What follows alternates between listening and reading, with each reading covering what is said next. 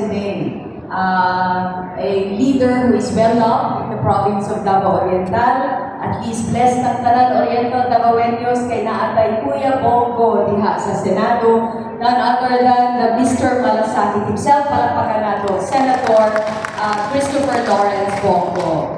And of course, wala man si Governor Nelson today, but of course, I'd like to mention him also kay isa po siya sa mga leaders who is a visionary leader na naglantaw sa kaayuhan natong tanan. Palakpakan nato, Governor Nelson Dayanhirang. And of course, katimbang ni Governor Nelson, sama sa gingon ni Senator Bongo, ang atong representante sa Kongreso from District 1 and District 2. We have here Congressman Chino Miguel Almario, AP represented by Attorney Shang Romblon, and of course, ang atong mga municipal officials, no?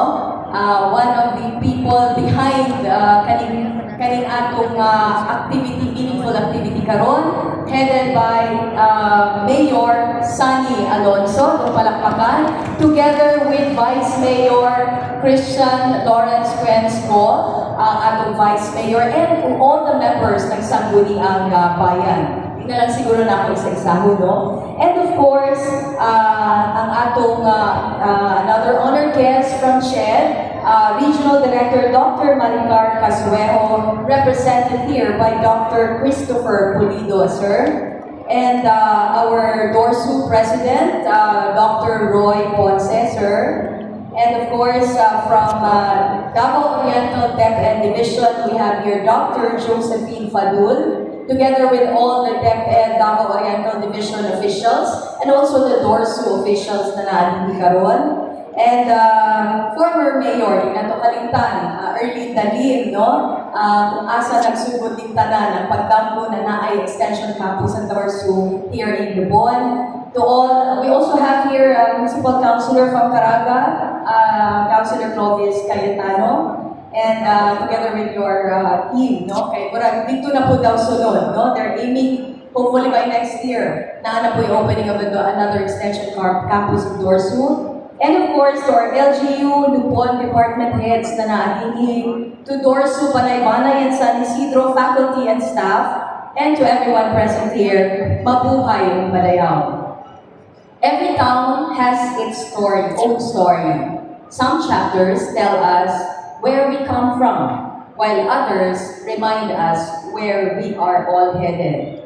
And as we celebrate the 78th araw ng Lupon, medyo upcoming na Mayor, no? Asa na ba ito? No? Hapit na, few days na lang to go, we honor the generations of Luponians who built this municipality through hard work, resilience, and an unwavering belief in a better future. Today, another meaningful chapter is added to that story with the opening of the Davao Oriental State University Extension Campus here in Lubon.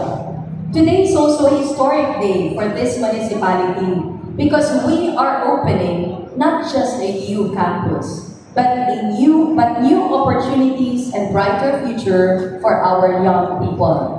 And I also commend the visionary leadership of Mayor Sunny Alonso and Vice Mayor Quensco, together with the members of the Sangguniang Bayan, for their unwavering commitment to making higher education more accessible to the people of Lupon.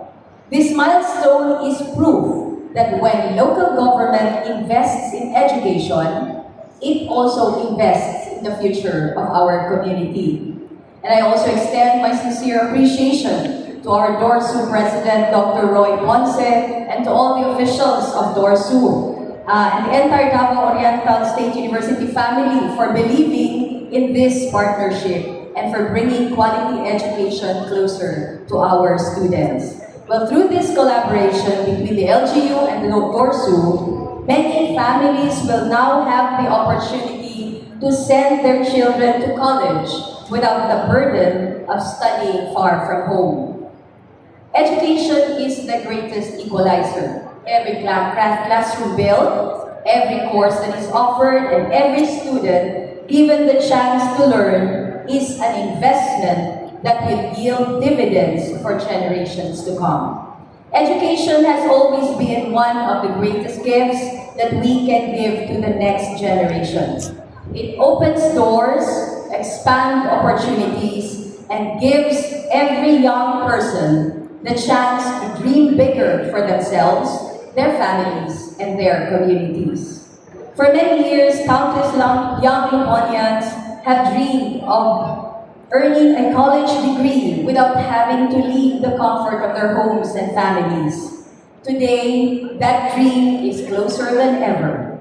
The opening of the doors to Extension Campus means that quality education is no longer something that many students have to travel far to find because it is now within their reach. It also brings peace of mind to many parents, easing some of the financial burden that comes with sending their children to schools that is far from home. Every peso saved on transportation, lodging, and daily allowance expenses becomes another investment in a child's education and future. More importantly, Davao Oriental State University has consistently proven its commitment to providing quality, relevant, and accessible education. It has become a home for countless Oriental Davaoenos who aspire to become teachers, engineers, agriculturists, entrepreneurs, public servants, and professionals in many different fields.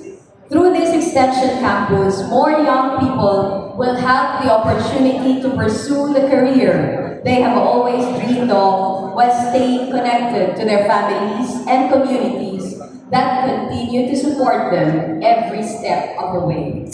And as your Vice Governor, I assure you of my continued support for programs and policies that strengthen education, develop our youth, and create more opportunities for every Oriental Davaoeno. To our students, this campus is now your gateway to your dreams. Make the most of this opportunity. Study with dedication, and someday return the blessings by serving your community. Congratulations to the Municipality of Lupon, Davao Oriental, and Municipality of Lupon, to Dorsu, and to everyone who made this vision a reality.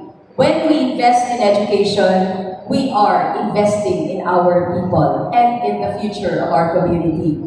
And I hope that this campus becomes a place where dreams take shape, talents are nurtured, and future leaders are formed. Leaders who will one day return to serve their own community with knowledge, compassion, and purpose.